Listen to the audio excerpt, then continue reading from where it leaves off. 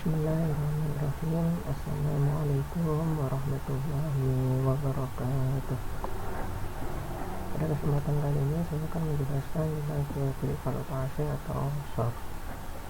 Jual beli valuta asing adalah jenis perdagangan atau transaksi yang memperdagangkan mata uang suatu negara terhadap mata uang negara lain, yang melibatkan pasar uang utama di dunia selama 24 jam secara berkesinambungan. Selanjutnya yaitu mekanismenya orang dapat membeli ataupun menjual mata uang yang diperdagangkan secara objektif adalah untuk mendapatkan profit atau keuntungan dari posisi transaksi yang Anda lakukan. Di bursa falas dikenal istilah lot dan bid. Satu lot nilainya adalah 100 US dollar dan satu bid nilainya adalah 10 US dollar. Sedangkan nilai dolar di bursa falas berbeda dengan nilai dolar yang kita kenal di bank. Nilai dolar di bursa falas sangat bervariasi, yaitu 6.000 atau 8.000 dan 10.000 rupiah. Transaksi di valuta asing dapat dilakukan dengan dua arah dalam mengambil keuntungannya.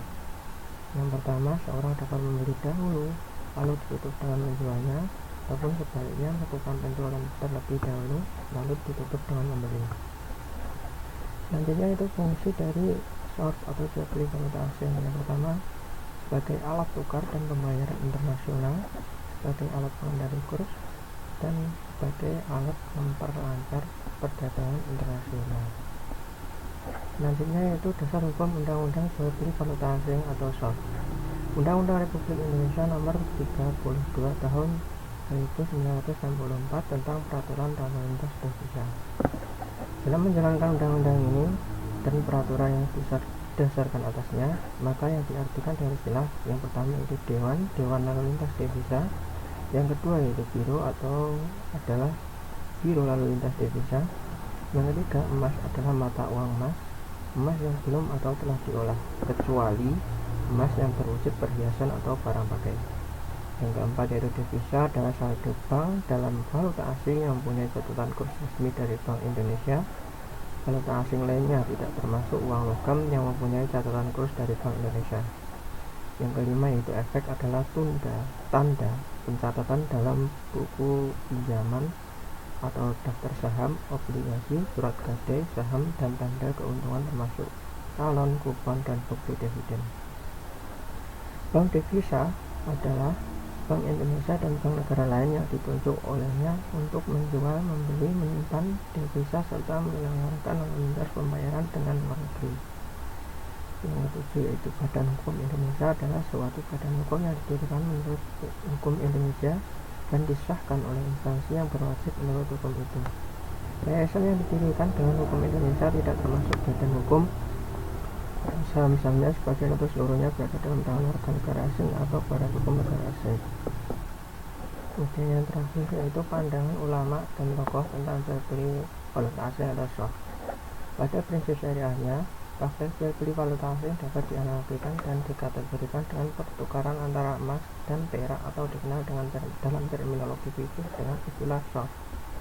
Wahbah al-Zuhaili mengatakan short ialah pertukaran mata uang dengan mata uang lainnya, baik itu sejenis maupun lain jenis.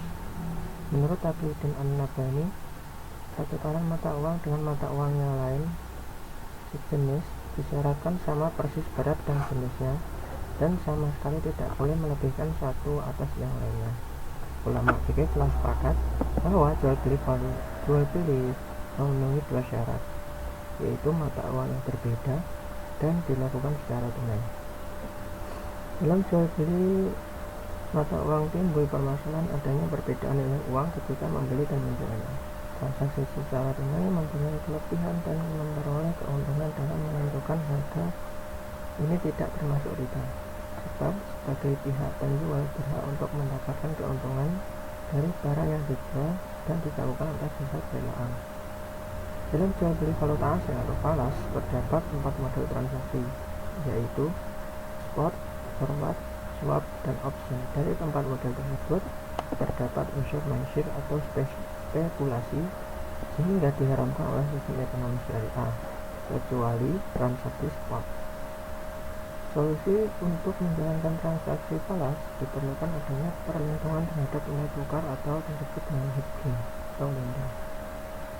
Secara mendasar, mekanisme transaksi dalam pasar valuta asing bersifat spot dan forward. Jual beli mata uang diperbolehkan secara syariah ketika syarat-syarat sahnya telah terpenuhi. Dalam beberapa hal, bank syariah yang sudah ada masih mengalami kesulitan. Hal tersebut terjadi karena ada beberapa bank umum syariah yang belum banyak yang terlibat dalam industri valuta asing. Sesuai dengan fatwa MUI nomor 28 tahun 2002, transaksi jual beli mata uang pada prinsipnya boleh dengan ketentuan sebagai berikut. Yang pertama yaitu tidak untuk spekulasi. Yang kedua, ada kebutuhan transaksi atau untuk berjaga-jaga. Yang ketiga, apabila transaksi dilakukan terhadap mata uang sejenis, maka nilainya harus sama dan secara tunai. Apabila berlainan jenis, maka harus dilakukan dengan nilai tukar atau kurs yang berlaku pada saat transaksi dilakukan dan secara tunai. Dalam pelaksanaannya, perdagangan valuta asing harus terbebas dari unsur riba dan maisir dan dohar. Adapun syarat yang harus dipenuhi dalam transaksi jual beli mata uang asraf, yaitu pertukaran tersebut harus dilakukan secara tunai, harus menghindari jual beli bersyarat, tidak dibenarkan menjual barang yang belum dilunasi. Mungkin cukup sekian dari saya. Apabila ada kurang lebihnya saya mohon maaf. Assalamualaikum warahmatullahi wabarakatuh.